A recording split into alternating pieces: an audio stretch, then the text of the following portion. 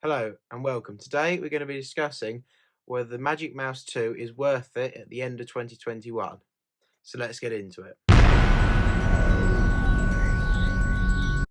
The Magic Mouse 2 has been out for a number of years now, but recently at the launch of the iMacs back in April saw a slight update.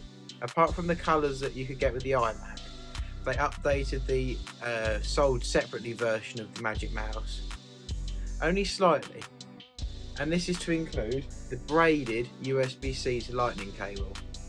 This is only a minor feature, but it's something that's something nice to have when you buy a Magic Mouse. It would have been nice if they'd have changed the charging position on the bottom of the mouse, but hey, it's nice to have a high quality cable with a USB-C end on one end.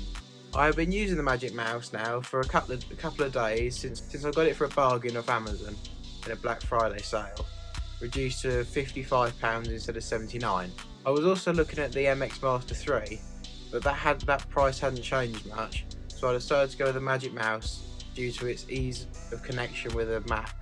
The main features of this mouse are the multi-touch trackpad that's on the top of it. This makes it much easier when editing video, which I do often, as you see, as you can easily scroll through a timeline without having to move the mouse, and it just makes everything much more seamless. It's also much nice when using just general work and stuff, when you can swipe between different desktops on the screen, and also swiping between tabs with just one finger. Now, I have not found the Magic Mouse that uncomfortable to use.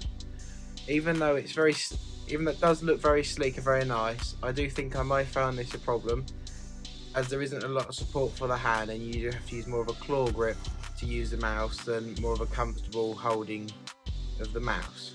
They're similar to the mouse I used to use, which was Logitech Pebble, and that was a nightmare for editing videos, as you'd have to go down to the bottom bar and scrub across, and it just made it much more painful to use, just editing video. And then getting between different tabs and desktops, you'd have to either use a keyboard shortcut, or you'd have to set up a hot corner, which I did. I do find the Magic Mouse's multi-touch display on the top very responsive, and it does feel very natural the way you use it, and more natural than a sort of a scrolling wheel.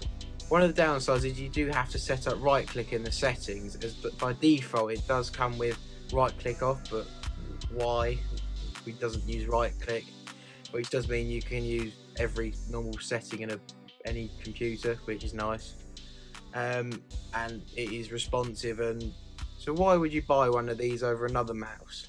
Mainly if you have a Mac, obviously it's only compatible with Mac, and if you like the design of this, it's very sleek, it's very Apple as it is, and you do video editing, as I find that is built for that in mind, as it's so easy to use when editing video. It just makes it so much easier, and I can't explain that enough.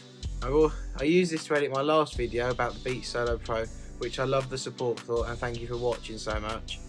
And if you haven't done already, please go and watch that. Okay, thank you for watching today's video, and see you next one.